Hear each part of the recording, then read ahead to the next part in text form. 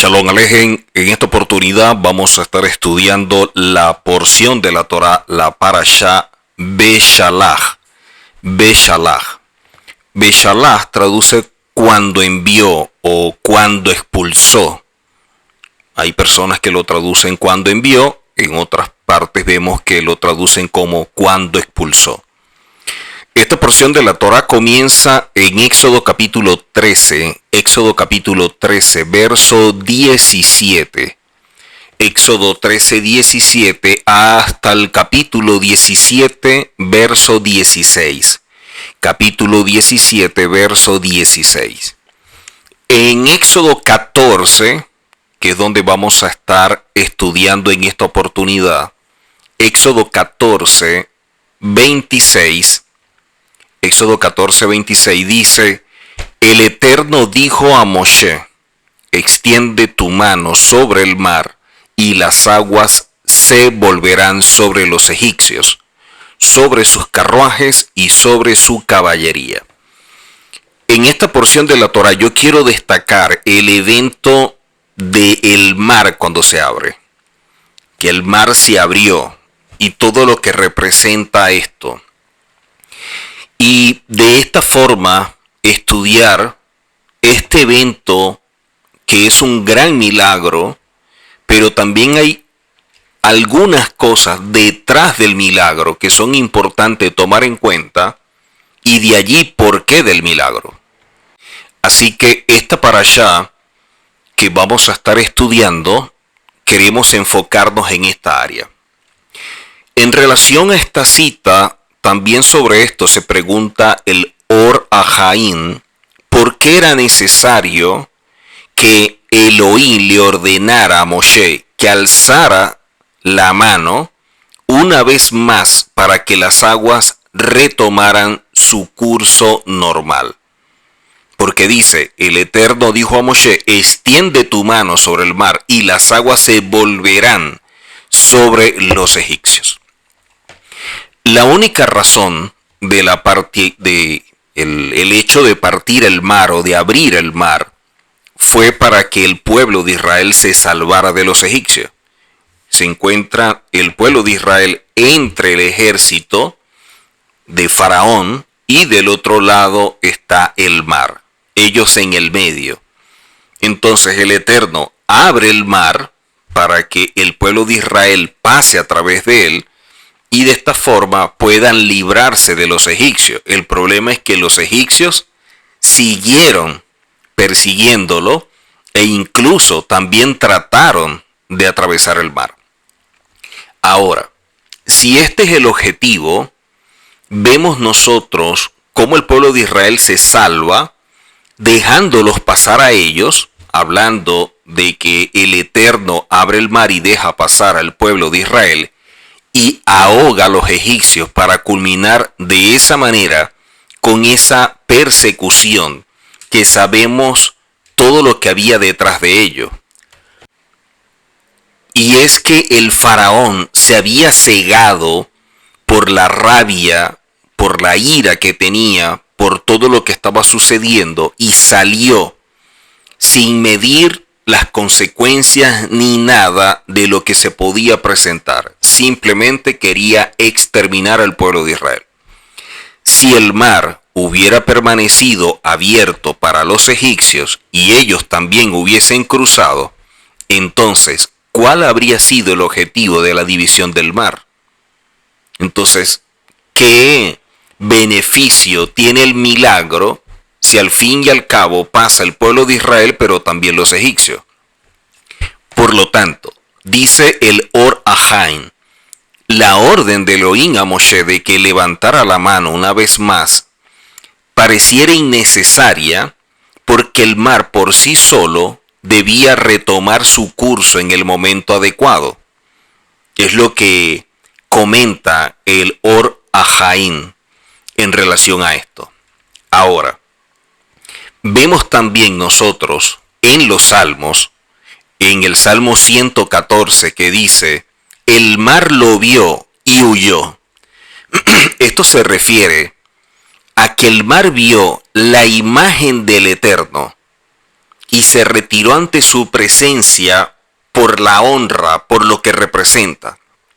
O sea, el mar reconoció que el Eterno, que es su creador, debe honrarlo, y por eso el mar, al ver la imagen del Eterno, se retira. Eso aparece en el Yalkut Shimoní, hablando de Éxodo 23. Por lo tanto, esto implica que el mar actuó basado en que el Eterno reveló su presencia para que pudiera partirse, para que pudiera dividirse, porque ya estaba establecido leyes naturales que no establecían ni siquiera que el mar se partiera. Entonces, si el mar está establecido para que llegue a cierto límite en la orilla y se divide ante la presencia del Eterno, entonces, ¿cómo volver a su condición natural según la ley establecida por el Padre que rige toda la naturaleza? Pero esto, entonces, para algunos no es muy entendible, porque, como leímos previamente, el mar debería haber cumplido con la condición que Elohim mismo le puso en el momento de la creación. Es lo que se enseña. Además, ¿qué necesidad había de que Moshe extendiera la mano para que el mar volviera a cerrarse sobre los egipcios?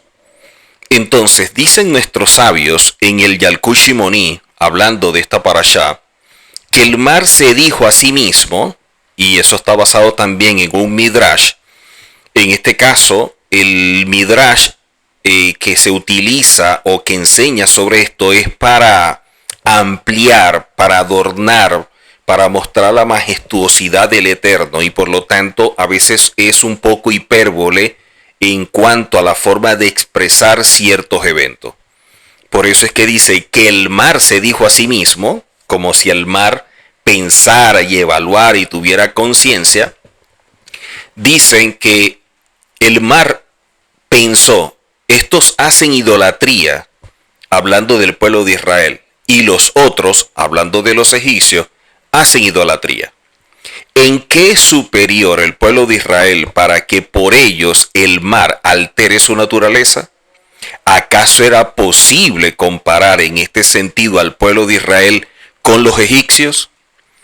Si el pueblo de Israel estaba en proceso de tikún, de hacer una rectificación, de hacer una corrección, alejándose de los 49 niveles o grados de impureza, y ya se habían alejado de todo lo relacionado a la idolatría, que sabemos, de acuerdo al primer libro de Samuel, que la idolatría no solamente es el hecho de tener ídolos, sino de tener una actitud rebelde e incluso obstinada.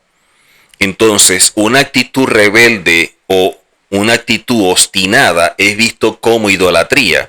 Y recordemos todo lo sucedido para que el pueblo saliera, que pareciera que le estuvieran haciendo un favor a Moisés, cuando Moisés lo que está actuando es en favor del pueblo, como instrumento del Eterno, para que experimenten la redención y sean liberados. Entonces, si esto es así, y es la pregunta que se hace el mar en cuanto a todo esto, pero de allí que también se enseña cómo el pueblo estaba en ese proceso de tikún, de rectificación y de corrección, para ir cambiando su condición espiritual por los grados de impureza que adquirieron en Egipto.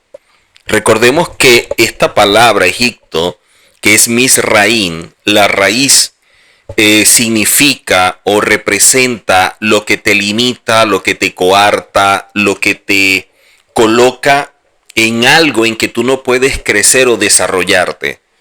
Entonces, Egipto es algo que impide tu crecimiento, que bloquea tu desarrollo.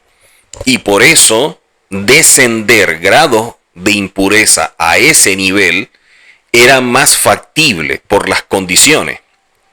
Entonces, ¿cómo es posible que el mar los considerara en el mismo nivel que los egipcios? Tal vez esta pregunta haga referencia a lo que está escrito respecto a la generación del rey Hizkiau, en el sentido de que no había en esa generación ningún niño ni ninguna niña que no fueran expertos en la Torá. Y en cuanto a la Torá, a todo lo relacionado a la pureza y los temas de impureza con todos sus detalles y especificaciones.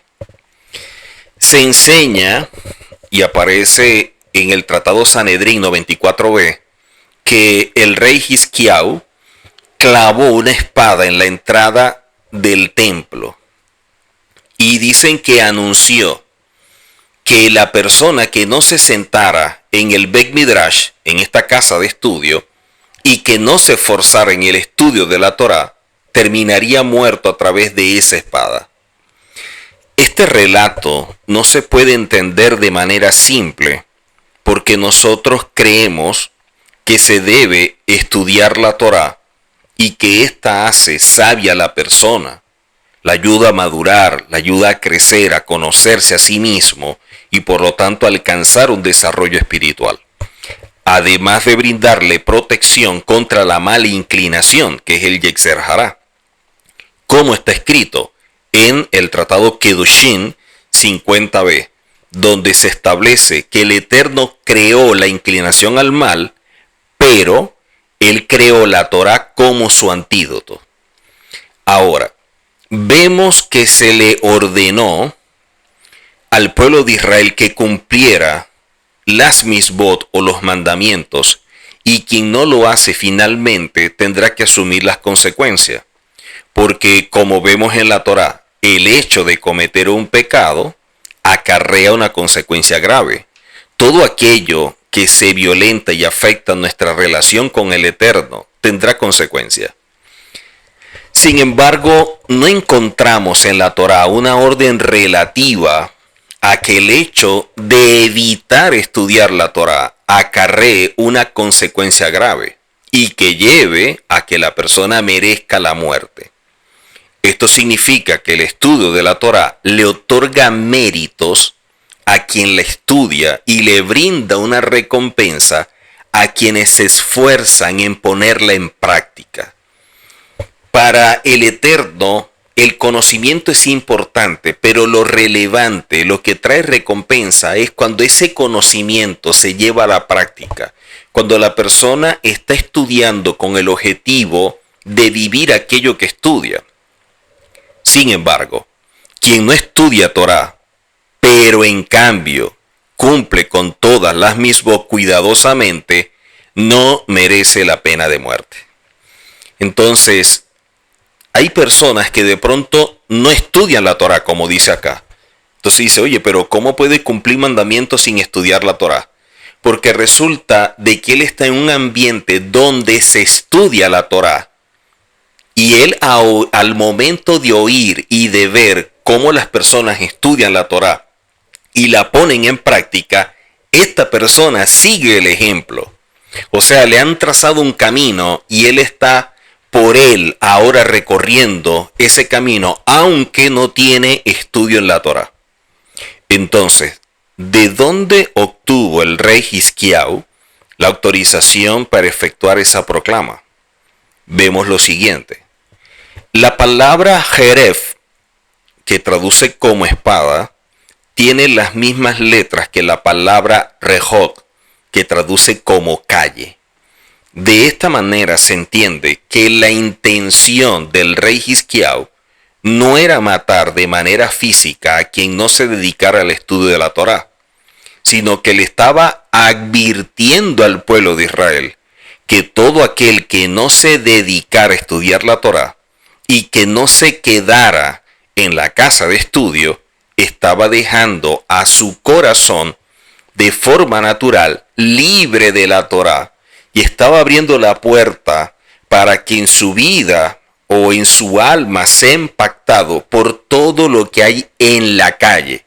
De ahí la palabra Rejot, la calle, que es la misma o se escribe con las mismas letras de la palabra espada, Jeret. ¿Qué es lo que estaba diciendo el rey? Aquella persona que no estudia la Torá, entonces todo lo que haya afuera lo va a impactar, todo lo que haya afuera lo va a querer copiar, lo va a afectar. Y cuando la calle o todo lo que se ve afuera entra en el alma de la persona, es como si la misma persona se suicidara con una espada. Porque además de la muerte física, sufre también la muerte espiritual, que es mucho más grave todavía. A lo largo de las generaciones, el pueblo de Israel debió enfrentar terribles amenazas, como por ejemplo el caso del Holocausto. Pero sin importar lo mucho que puede estremecernos al oír o ver el relato de las atrocidades cometidas en esa época, que son bastante cruentas, de todas maneras, el holocausto espiritual que destruye el alma del hombre es mucho más terrible, tal como lo vemos en la época del Imperio griego y el impacto también de Grecia a Roma para instaurar un sistema greco-romano, que no trataban de matar físicamente a los judíos, sino que deseaban alejarlos del Eterno, seduciéndolo con su sistema. O sea, querían atraerlos a su cultura, a que se hicieran parte de esa idiosincrasia. La gravedad de la muerte espiritual, en comparación con la muerte física, radica en que en el caso de la muerte física, el alma sigue existiendo o se le otorga recompensa en el mundo venidero. Pero cuando tiene lugar la destrucción espiritual, la persona pierde la vida, tanto en este mundo como la opción de ser parte del mundo venidero. Por ello, la muerte espiritual es más grave.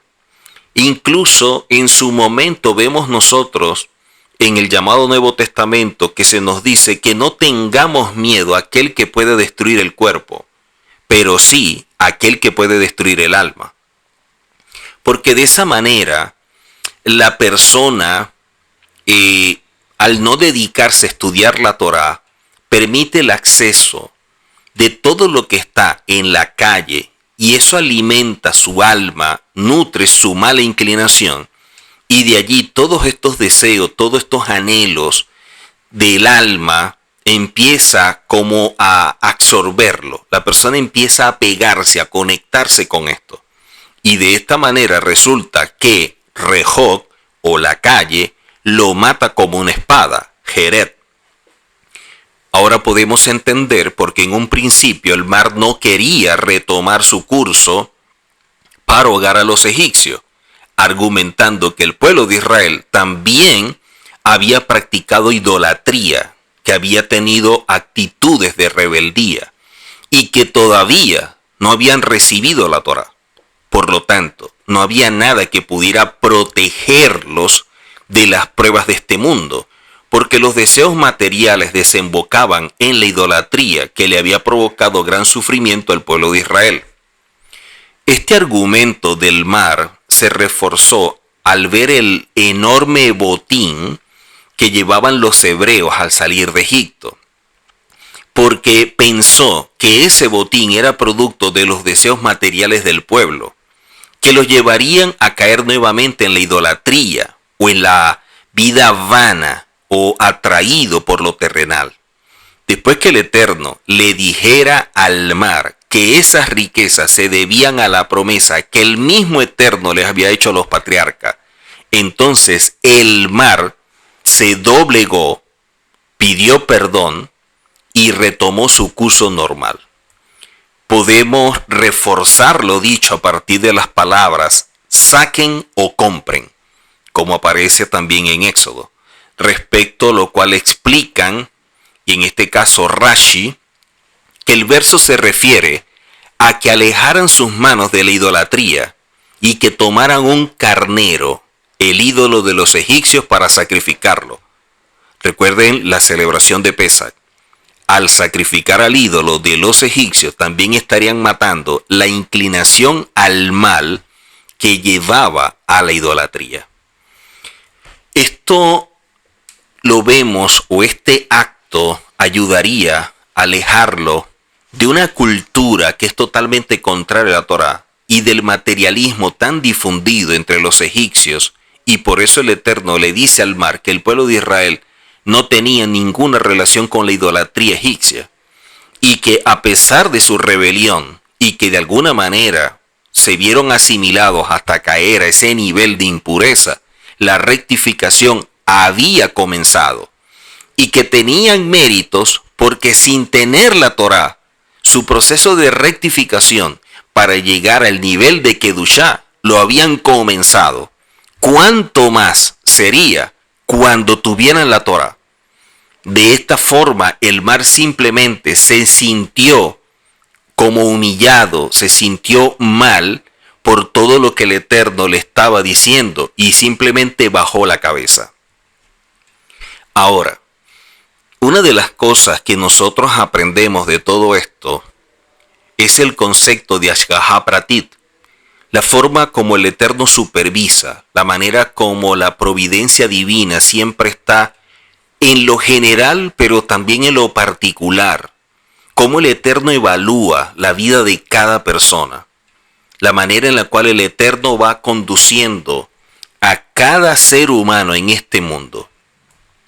Leemos en Éxodo 14, del 21 en adelante, que dice: y Moshe extendió su mano sobre el mar, y el Eterno hizo que el mar se desplazara con un fuerte viento del este durante toda la noche, y convirtió al mar en tierra seca, y las aguas se partieron. Los hijos de Israel entraron al mar en tierra seca, y las aguas fueron para ellos muralla a su derecha y muralla a su izquierda. Poco después de salir de Egipto, el pueblo de Israel se encontró en una condición muy difícil. El pueblo egipcio, del cual no hacía tanto que se habían separado, los estaba persiguiendo, y se sabía que la intención era acabar con ellos. Y lo que causaba mayor temor es que el pueblo o el ejército de Egipto se iba acercando al pueblo hebreo. El mar se alzaba amenazador a su derecha y a su izquierda. El pueblo de Israel intentó con todas sus fuerzas escaparse de los egipcios, pero estaban atrapados en todas las direcciones y no tenían por dónde escapar. Imagínense una situación como esta. El pueblo de Israel le suplicó a Moshe con gritos desesperados que él los ayudara. Cuando Moshe comprendió la situación, como siempre, Moshe, por su nivel de madurez y espiritualidad, ve más allá de la realidad, dirige su súplica al cielo, pidiéndole al Eterno, al Todopoderoso, que salvara al pueblo, para que no fuera a ocurrir que en el mundo dijeran que el Eterno sacó al pueblo de Egipto y luego los mató en el desierto, porque no tenían la fuerza de hacerlos entrar en la tierra de Israel que el Eterno había prometido. Así pues, el Eterno oyó este grito desesperado del pueblo y le dijo a Moshe que extendiera la mano sobre las aguas del mar para que éste se partiera, para que éste se dividiera y el pueblo de Israel pudiera cruzar en tierra seca. Moshe cumplió con la orden del Eterno y sucedió lo imposible. Muchas personas pudieran pensar, a lo mejor, una que otra opción de cómo ser librado del pueblo egipcio que viene contra ellos. Pero nadie con sentido común pudiera estar pensando el mar se va a abrir y vamos a atravesarlo caminando. Pero ellos ven cómo se detuvo el curso de las aguas y estas comienzan a elevarse hacia los cielos, colocándose como murallas a la derecha y a la izquierda del pueblo de Israel. O sea, estar en ese momento viendo eso que estaba sucediendo como gran milagro, como todos los demás que se habían apreciado en Egipto con las plagas, era como para fortalecer la fe. Era como para aumentar ese bitajón, esa confianza en Hashem.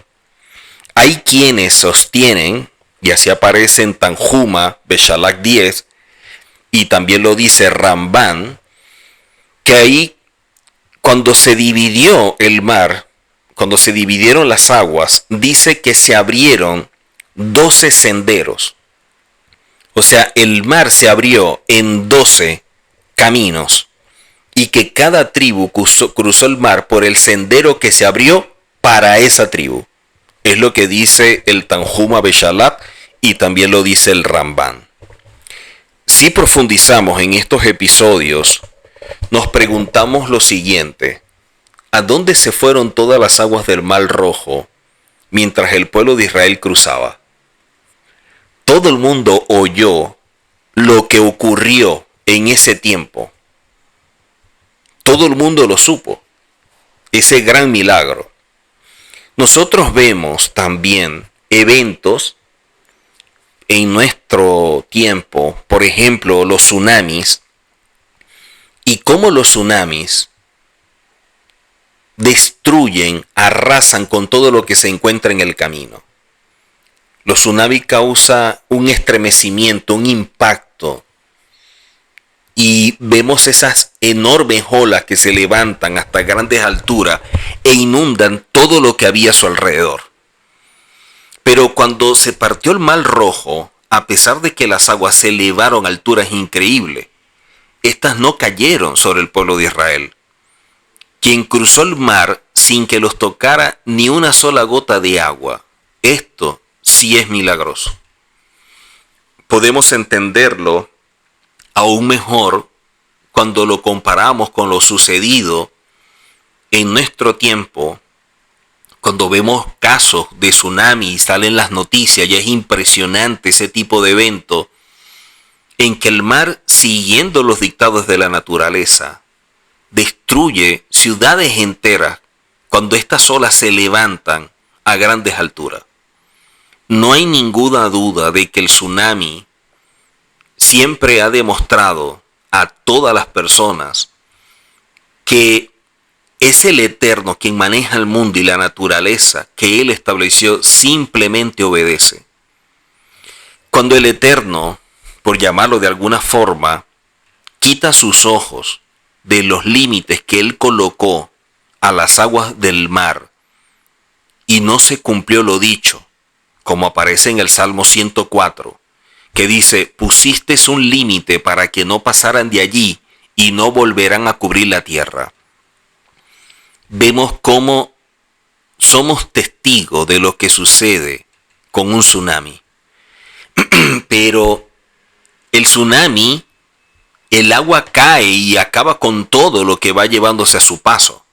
Pero en este caso, para que más o menos tengamos una idea, por eso lo comparo con el tsunami, es que el mar se abre, pero el agua se queda estática. O sea, se abre un camino tan firme que queda allí el agua. Imagínense lo impresionante. Y de esta manera poder pasar todo el pueblo, que estamos hablando de millones de personas. No solo que las aguas se abrieron, sino que el mismo Eterno les ordena también quedarse paradas allí donde se abrieron. Y esto constituye un milagro mayor, un milagro más en la cadena de milagros, de eventos, de maravillas que ocurrieron en esa época al pueblo de Israel en Egipto y fuera de Egipto. Por eso es que dice la Torá en Éxodo 18, dice: oyó Yitro, el suegro de Moisés. Imagínense lo impactante de todo lo que está sucediendo, que eso estaba recorriendo diferentes lugares a lo largo de ese territorio. Rashi explica qué noticia oyó Yitro que lo motivó a venir. Dicen que la partición del Mar Rojo y la guerra contra Amalek son dos eventos que impactaron muchísimo al suegro de Moisés y por eso fue hacia él. Es necesario entender por qué justamente Yitro, de entre todos los habitantes de la tierra, llegó a ampararse bajo las alas de la presencia divina al enterarse de la partición del mar. Todo el mundo oyó los milagros que habían sucedido. ¿Qué tenía este hombre de especial que actuó de esa manera? Aparentemente, Yitro o Jetro, como aparece en algunas versiones de la Biblia, logró entender a profundidad la grandeza y la trascendencia de estos eventos, de estos milagros. O sea, él comprendió que el evento no fue tan solo que se partieran las aguas, sino que se mantuvieran erguidas hasta que el pueblo de Israel lograra cruzar y que luego cayeron sobre los egipcios. O sea, no está evaluando y estableciendo una óptica simple o sencilla, que es difícil por lo que representa el evento, sino que lo ve más complejo de lo que ya en sí mismo es. El milagro fue que estas aguas que protegieron a unos, destruyeron a otros. Y esto posibilitó que Yitro entendiera que hay una fuerza celestial que maneja el mundo, dispone los acontecimientos y que nadie y nada se escapa del cielo. Vemos entonces un evento asombroso con los animales también en los días de Noa. Recuerden el diluvio y todo esto. Miren que los animales llegaron al arca y hay gente que comenta, películas, personas que escriben, incluso hasta chistes hacen en relación a la forma como hizo Noé para que todos estos animales entraran al arca. Y es que enseña el Midrash que Noé no tuvo que salir a buscar los animales, sino que los animales tuvieron una sensibilidad especial para percibir el peligro que se aproximaba, y por eso ellos se acercaron al arca. ¿Cómo es posible que los animales percibieran lo que iba a suceder, que nunca había pasado, y que el ser humano no lo viera? Y es que el ser humano se ha venido llenando de tantos velos, de tantos kelipot, que no le permiten poder percibir lo espiritual. O sea, está tan preso en la realidad que no hay algo que le muestre una pequeña luz para poder ver más allá y captar la verdad. Preso en esta realidad que se maneja a través de diferentes episodios en la vida que son como espejismos, el ser humano vive totalmente engañado y dominado por este sistema. Así que los animales se aproximaron, fueron sensibles, percibieron que algo iba a suceder. Frente a esto, ¿cómo quedar como indiferente a lo que sucede? O sea, el hecho de que los animales se salvaran y que las personas murieran confirman las palabras de nuestros sabios en el tratado Sanedrín 38a. Respecto a que cuando el Eterno creó a Adán, le dice que a pesar de que los animales y las bestias fueron creadas antes que él, o sea, antes que Adán, eso no implica que sean más importantes que la persona. Esto se aplica todo el tiempo a que la persona se apega al Eterno y a su Torá. Pero cuando la persona se aleja de la Torá, cuando no obedece los mandamientos, entonces los animales son como que más sensibles, comprenden más lo que sucede, y no es que sean más importantes, sino que empiezan a tomar precedencia sobre lo que está sucediendo, y de esta manera es como se ve la forma en que ellos actúan. Recordemos que ellos fueron creados antes que Adán. Vemos entonces que el Eterno les otorgó a los animales esta sensibilidad necesaria para salvarse del peligro, mientras que las personas no pudieron hacerlo, lo cual demuestra que las personas deben corregir sus actos y retornar al Creador para escapar de la realidad de donde están presos y poder caminar en la verdad que es dirigida desde los cielos. No en vano, a veces nosotros estamos en un lugar y aparentemente se ve todo tranquilo, y sin embargo los animales perciben cosas.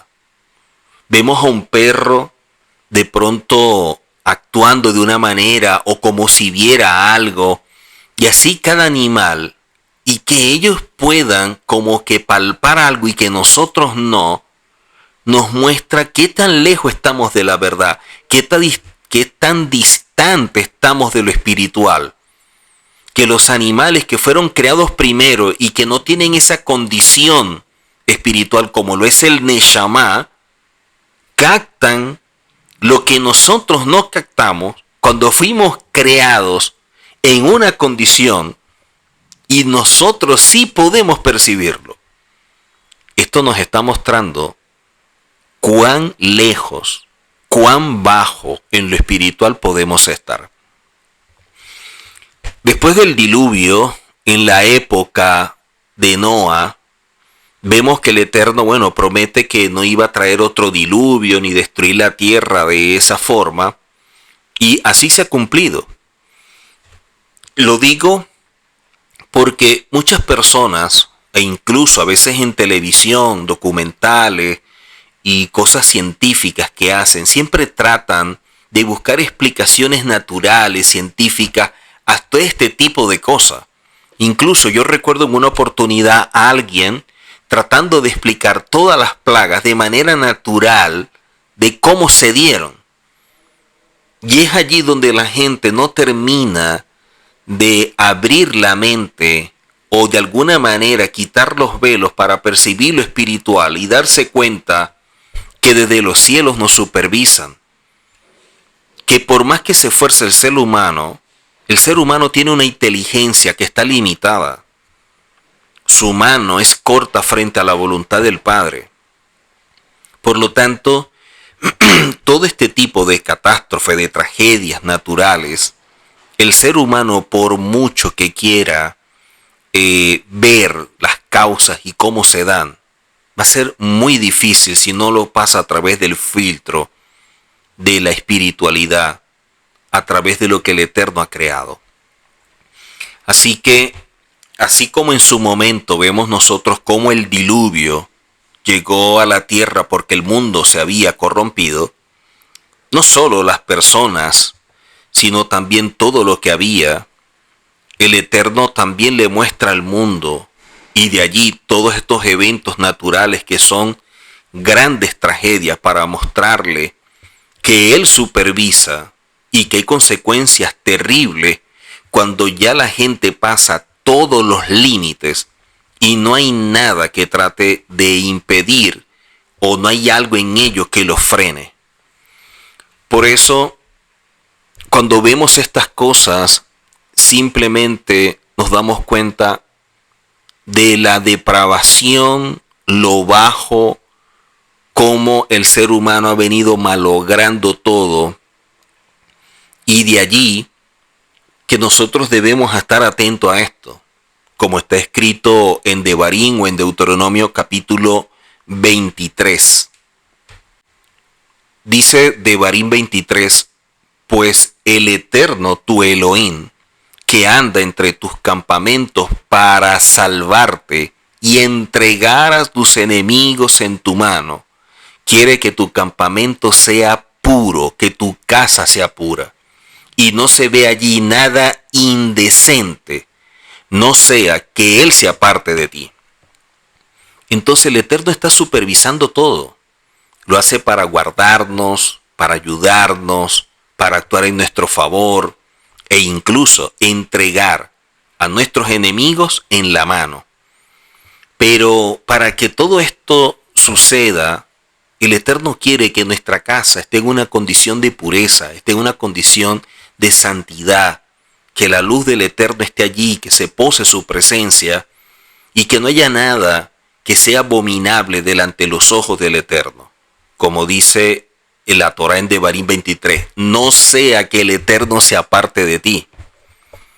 El problema es que la gente no percibe cuando el Eterno se ha apartado. Las personas empiezan a ver simplemente las consecuencias y no saben cómo llegaron ahí.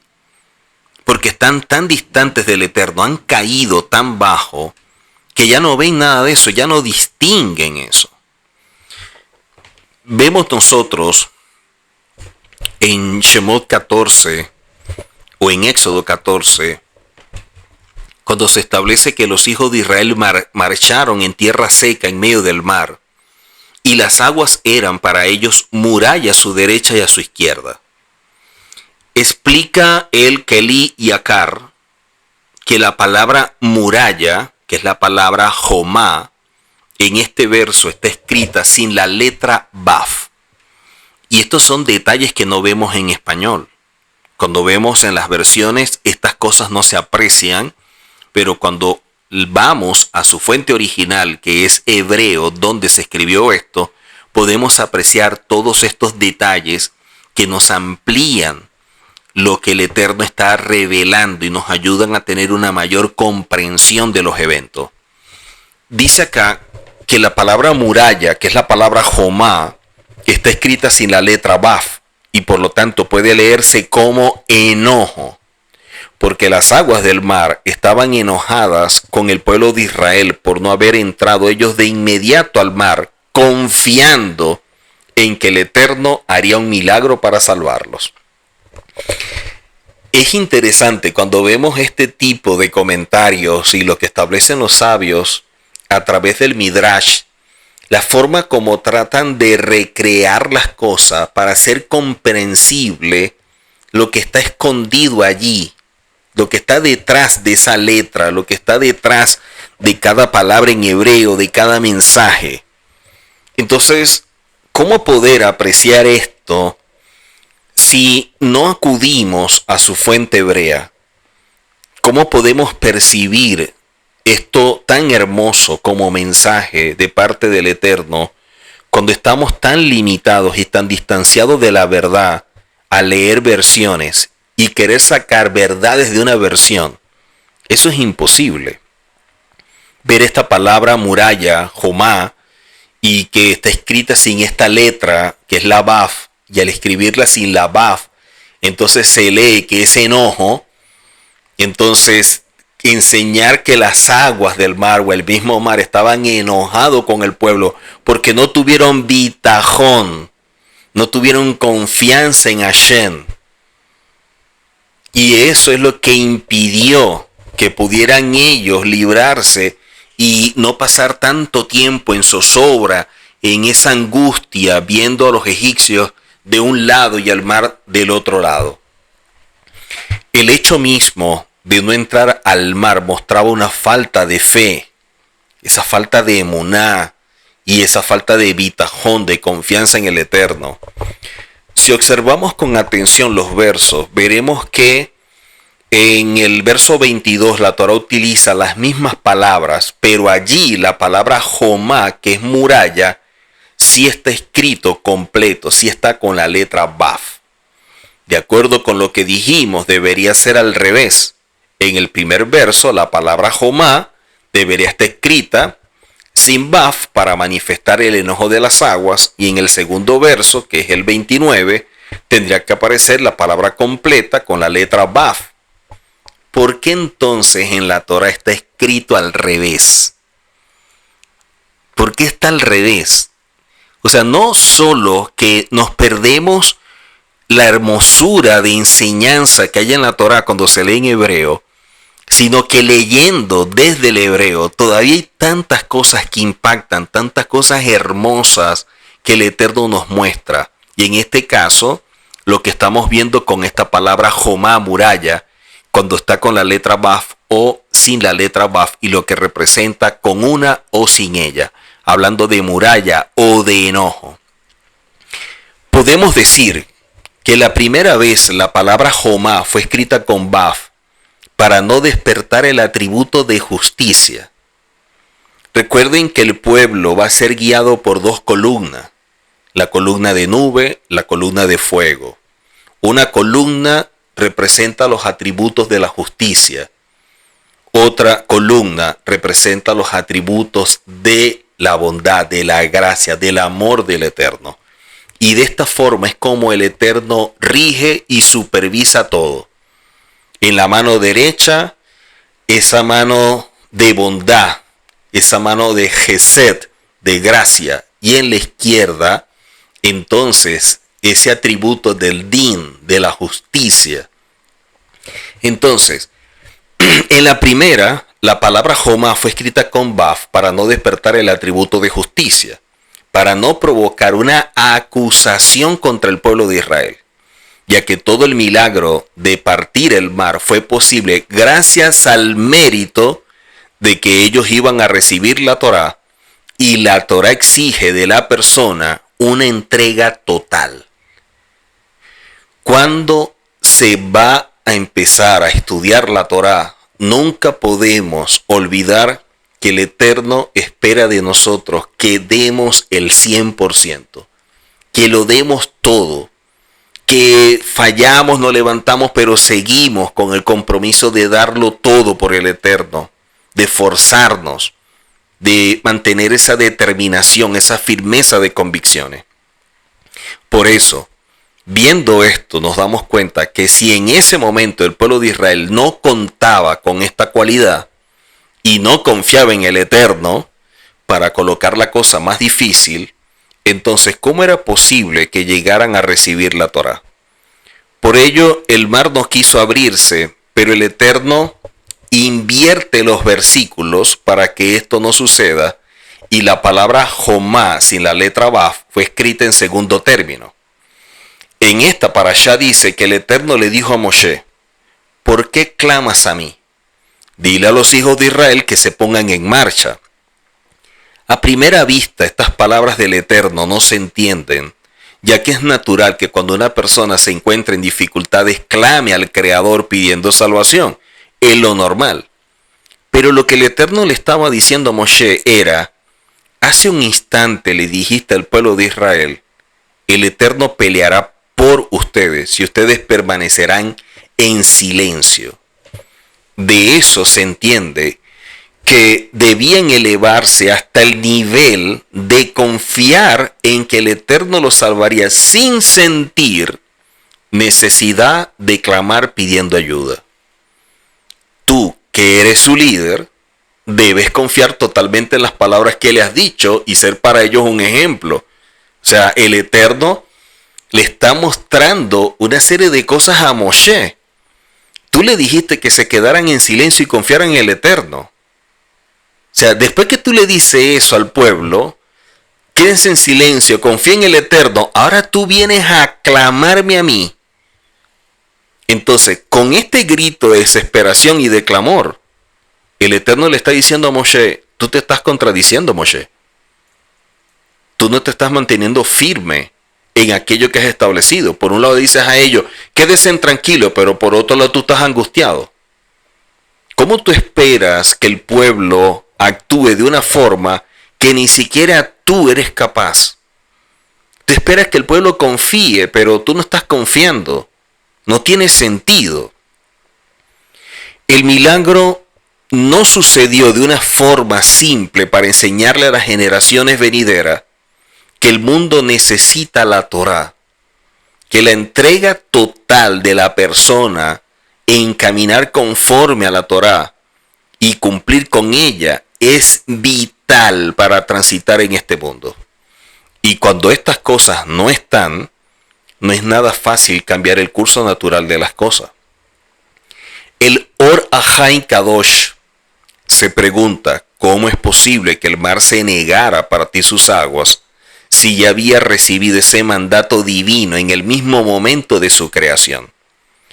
Podemos decir que la renuencia del mar fue para incitar al pueblo de Israel a que corrigiera la falta de entrega en el cumplimiento de la voluntad divina. O sea, el mar de alguna forma es como si el Eterno lo utilizara para que el pueblo cambiara su actitud. Del relato de la partición del mar aprendemos que no hay milagros por encima de las leyes naturales sin que entreguemos algo a cambio. En pocas palabras, este mundo se rige por leyes naturales. El milagro es la forma como el Eterno interviene y afecta lo natural para que obre lo sobrenatural. Pero para que lo sobrenatural se manifieste, entonces algo debemos entregar a cambio. En pocas palabras, para que la persona experimente un milagro, debe poseer méritos que la defiendan. Y que de esta manera, cuando se presente esa súplica, ese clamor ante la corte celestial, de esta forma, tener el mérito de que el Eterno altere en favor de esta persona leyes establecidas desde la creación, cambiando para bien todo el entorno. Qué tremendo todo esto, qué grandioso lo que el Eterno está mostrando al pueblo y en este caso a Moshe. En pocas palabras, ya hay algo decretado, establecido por el Eterno en cuanto a los principios y las leyes que rigen en este mundo. Un milagro es la intervención del cielo en favor de alguien para cambiar el curso natural de lo que sucede. Para que esto pase, se enseña que la persona debe entregar, debe presentar algo a cambio. Y en medio de esa petición, para que el Eterno intervenga en su favor, lo que está presentando esta persona ante el Eterno, ante la corte celestial, debe tener el mérito suficiente para que el Eterno actúe en favor y esta persona pueda ver el milagro. Un milagro porque todo lo creado desde Génesis se rige por leyes y el milagro cambia esa ley en un momento en favor de alguien. Por eso es que cómo poder ver milagros, cómo poder ver grandes cosas, cuando de pronto no tenemos los méritos, no tenemos nada que presentar delante del Eterno para que cambie el curso de algo natural. Cuando vemos esto, la redención de Egipto en comparación con otras redenciones que experimentó el pueblo de Israel, ¿cómo lo podemos apreciar? En Éxodo 14, verso 30 dice: en este día el Eterno salvó a Israel de mano de los egipcios, e Israel vio a los egipcios muertos a la orilla del mar. El Jidá se pregunta, ¿por qué en cada oportunidad, tanto en las bendiciones como en las plegarias, se recuerda la salida de Egipto y no el resto de las redenciones que vivió el pueblo de Israel, que nunca son nombradas? Por ejemplo, nunca se nombran las redenciones que se experimentaron en ciertos momentos, como en la época de los jueces, como está relatada en el libro de Jueces, tampoco la redención de Babilonia, que fue algo también impresionante, la salvación y la forma como intervino el Eterno en los días de Mordejai, de Mardoqueo y de Esther, en esos días de Amán, o la salvación en mano de los macabeos en contra de todo lo que representan los griegos en la época cuando se establece la celebración de Hanukkah, al dedicar nuevamente el templo y el milagro tan grande que se dio allí con el encendido de la menorá. Entonces, la pregunta que se hacen los grandes rabinos en cuanto a esto es: ¿qué tiene de especial la redención de Egipto? Porque nunca se olvida, siempre está presente. En cada celebración, en bendiciones, siempre se menciona. El milagro de la salida de Egipto se enseña que fue general. O sea, todo el pueblo de Israel se vio beneficiado. Y de no haber tenido lugar, no habría quedado ninguna esperanza para el pueblo. El pueblo de Israel se había perdido definitivamente bajo la mano de Faraón, y en especial porque habían caído en estos niveles de impureza. Se dice que al nivel 49, solo faltaba uno para llegar al 50 y ya ahí no hay vuelta atrás. Pero en el caso de otras redenciones, incluso si no hubiesen tenido lugar, el pueblo de Israel habría sobrevivido. algún pequeño grupo, una familia, alguien, pero no hubiera exterminado toda esta simiente del pueblo de Israel. Esto podría haber ocurrido tanto en Purim como en Hanukkah o en el resto de las guerras, e incluso hubo terribles decretos como en el caso del Holocausto. Pero solamente la redención final, cuando llegue el Mashiach, se va a recordar mucho más que la salida de Egipto. Así lo dice Berajot 12b. Por eso se enseña, y así aparece en la Tanaj, que un día no se dirá, vive Hashem que hizo subir a los hijos de Israel, que los hizo librar, que los sacó de la tierra de Egipto, sino que llegará un momento en que cuando venga el Mashiach, se va a decir, vive el Eterno, que trajo a los hijos de Israel de todas partes del mundo.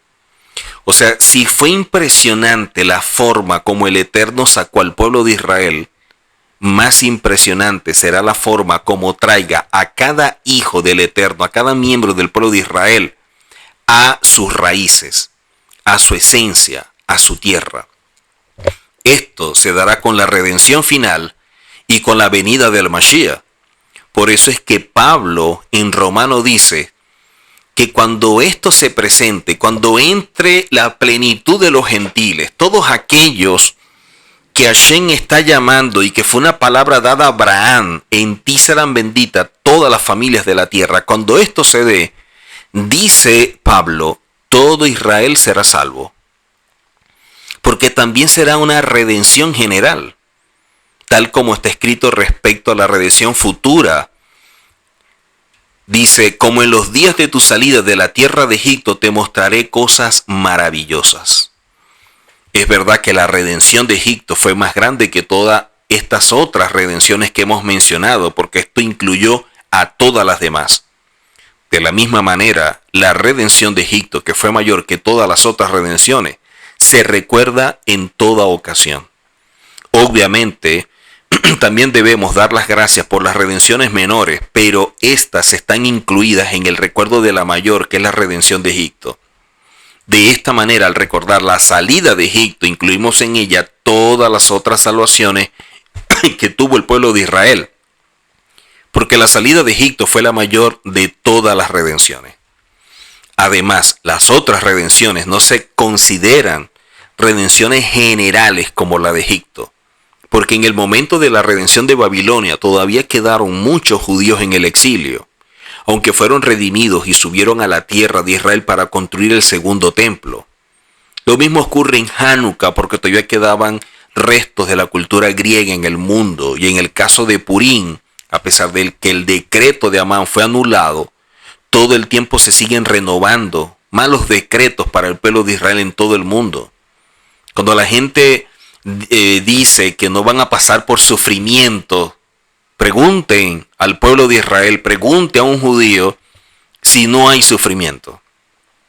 Una cosa es que el Eterno nos guarde de la ira y otra cosa es que no pasemos por sufrimiento. Son cosas totalmente diferentes. De la ira somos librados porque eso vendrá contra los malvados. Pero el sufrimiento siempre será parte de nuestro proceso hasta que venga el Mashiach. El mismo Pablo dice, es necesario que pasemos por muchas tribulaciones. Y todo esto va puliendo el carácter, va mostrando realmente nuestra fe, nos va mostrando el tipo de compromiso y realmente el nivel de confianza que tenemos en Hashem. Pero esta redención de Egipto, sin embargo, es vista como fedut en hebreo, no geulá.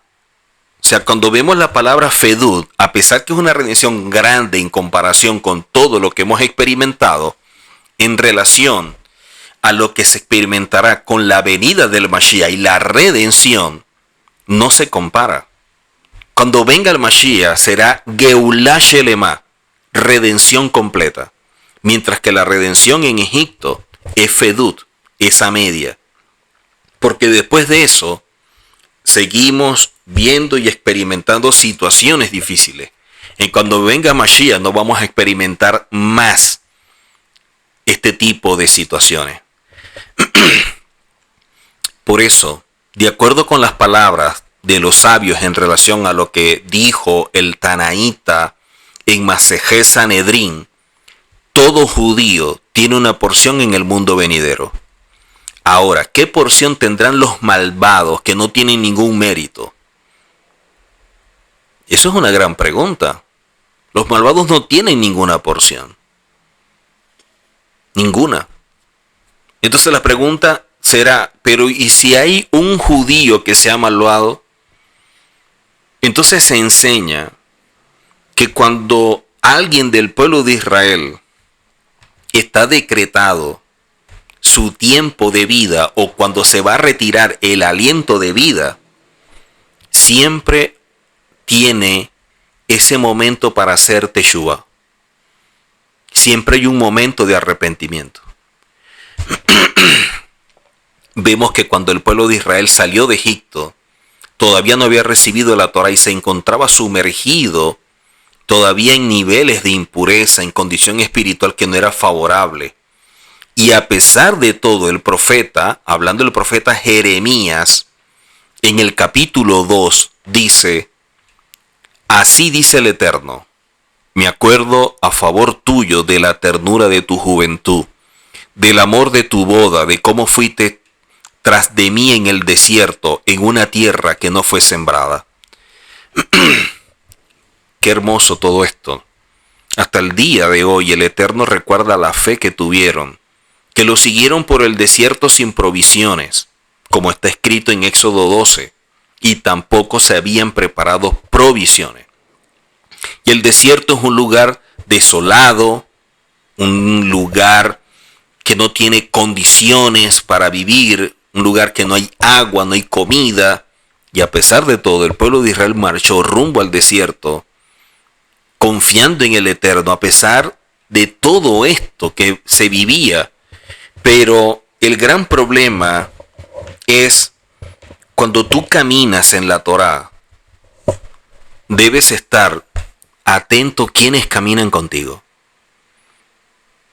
Porque cuando el pueblo de Israel salió, la mayoría que salieron con ellos no eran hebreos, eran personas de otras naciones.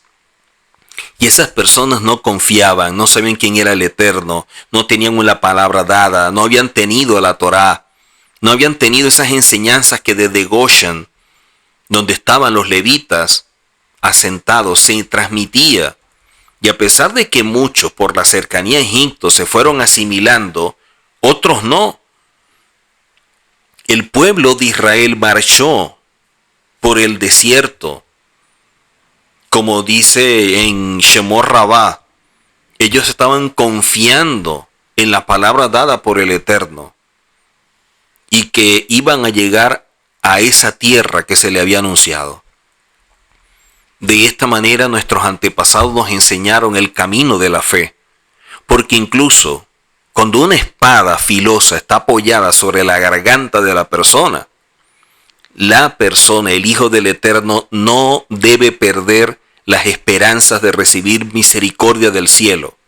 Así aparece en Berajot 10a.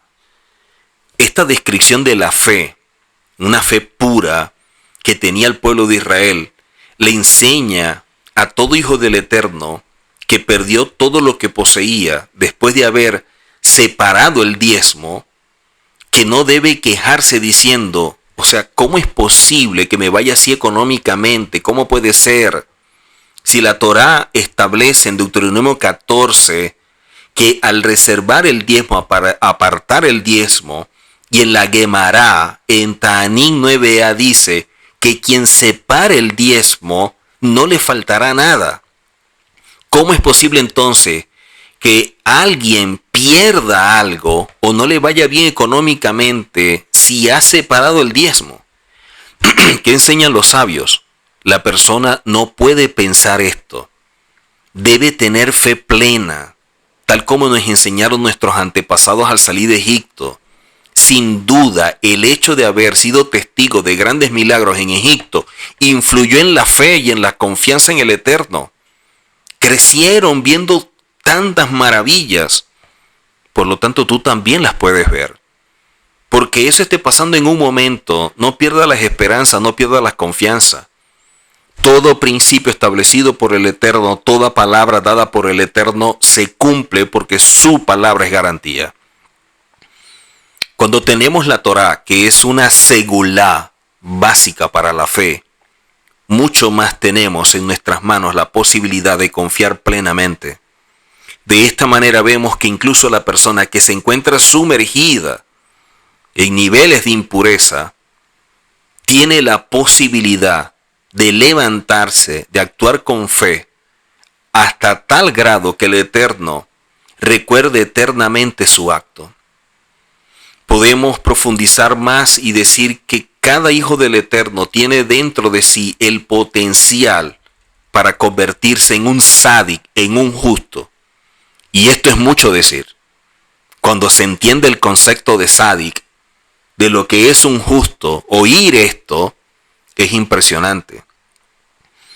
Dice, incluso cuando una persona no está caminando con firmeza, pero camina, pero falla, se levanta, cae, se levanta y sigue adelante, el Eterno está con él, porque ve la determinación, porque no se rinde, porque a pesar de la caída, a pesar del tropiezo, se levanta y sigue adelante. Y eso es algo que cuando el Eterno lo ve, porque nos supervisa, enseña a los sabios, el Eterno se goza viendo un hijo luchando por seguir adelante y queriendo agradarlo a pesar de sus defectos. Tal como dijeron nuestros sabios en Erubín 19a, al comparar a un hijo del Eterno con una granada, una fruta que tiene muchas semillas. Entonces dicen, a pesar de que un hijo del Eterno cometa error y cometa falla, así como la granada está llena de semillas, un hijo del Eterno está lleno también de virtudes, de cualidades. De la misma manera como la granada tiene muchas semillas. Y esto fue lo que ocurrió en el momento de la salida de Egipto. Fueron redimidos para poder llegar a recibir la Torá. Y a pesar de que todavía no la tenían, el Eterno los consideraba como si estuvieran a punto de apegarse a ella, viendo lo que había en su corazón. Lo mismo ocurre con cada uno de nosotros. El Eterno siempre considera que de un momento a otro, a pesar del error, a pesar de la falla, nos seguimos levantando, seguimos insistiendo, seguimos luchando, porque en nuestro interior, en nuestro Neshama, se encuentra una porción divina que es parte del Eterno mismo, que nos impulsa, como dice Pablo, ese fuego, esa llama que hay dentro de nosotros. Por eso nunca abandonamos la Torá, como aparece en Yoma 72b, como aparece en Kedoshim 66a, que a pesar de la caída, a pesar del error, a pesar de la falla, siempre hay algo que nos levanta, siempre hay el ánimo, el esfuerzo, siempre hay un aliento, algo que sale de lo más profundo, que nos dice, sigue adelante, sigue intentándolo, no te detengas. Podemos retomar la pregunta que hicimos al principio del Jidá respecto a qué es lo que distingue a la redención de Egipto del resto de las salvaciones que ha vivido, que ha experimentado el pueblo de Israel. Porque de acuerdo con lo que vemos, la verdadera redención del Hijo del Eterno es la misma Torá y la Teshuvá. Y este es el único camino para la verdadera redención. Si alguien quiere ser parte del mundo venidero, si alguien quiere ser parte del reino, tiene que amar la Torá, abrazar la Torá, hacerla parte de su vida y caminar conforme a ella siempre. Y en el momento que falle, que nunca olvide que tiene una herramienta que es la Teshuvá para seguir adelante. El exilio, no la diáspora, el exilio implica el alejamiento de la persona de la Torá. La palabra exilio, que en hebreo es galut, tiene relación con la palabra redención, que es geulá. Lo que lo diferencia una de la otra es la Torá. Miren que así como hay palabras que nos muestran algo, las mismas palabras pareciera que nos dieran los antídotos. Eso es como cuando vimos el valor numérico de la palabra Mashiach y el valor numérico de la serpiente, de Nagash. Por eso, así como el veneno de la serpiente mata, el antídoto se hace del mismo veneno.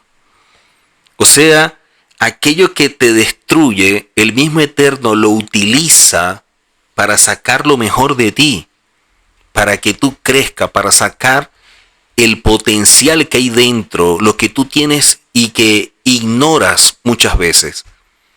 La redención de Egipto fue con el propósito de recibir la Torá.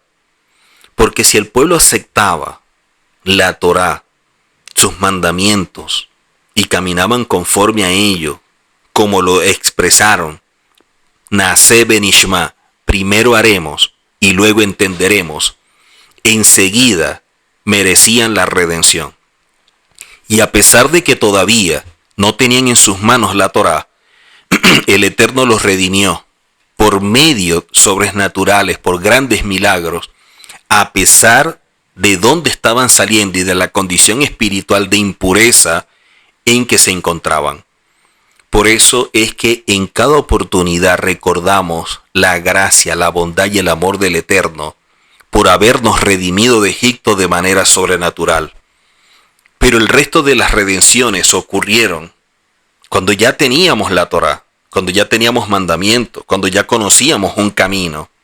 Y los exilios y los malos decretos fueron la consecuencia de haber descuidado la Torá. Las cosas que nos suceden es porque nos descuidamos en la Torá, porque no estamos haciendo las cosas como al principio, porque no estamos invirtiendo el mismo tiempo, porque estudiamos pero no practicamos. Nos llenamos la mente de conceptos que no llevamos a la vida diaria. Pero apenas nosotros nos ocupamos de la Torá y empezamos a practicarla, los sufrimientos, las adversidades, los problemas cesan y empezamos a ver salvaciones de parte del Eterno. Por eso es que las otras redenciones no se recuerdan todo el tiempo, porque tenemos en nuestra mano la posibilidad y el mérito para ser redimidos, para que del cielo nos salven, porque siempre nos están supervisando. Si nosotros lo deseamos, podemos caminar conforme a la Torá y la mano del Eterno siempre estará con nosotros y jamás se apartará. Porque la Torá se encuentra a un costado y quien se aferre a ella será redimido, como dice Kedoshim 66a. Por lo tanto, debemos caminar y tener presente que muchas veces debemos tener confianza de que el mar se va a abrir, de que así como el Eterno nos ha librado de muchas cosas, grandes y pequeñas, pero nos ha librado, de igual manera nos va a seguir librando. Y que siempre el Eterno encuentre en nosotros méritos, actos de bondad, actos de obediencia, para que siempre encontremos respuestas del cielo y podamos ver grandes milagros. Que siempre la mano del Eterno esté sobre nuestras vidas, sobre nuestra familia, sobre todo lo que nos rodea. Que el Eterno nos guíe y nos guarde siempre, que la luz de su rostro resplandezca sobre nosotros y que de esta manera nos mantengamos firmes, caminando conforme a la Torá, viendo milagros, viendo cómo se abre un mar nuevamente y que de esta manera nos encuentren esperando al Mashiach y esperando la redención.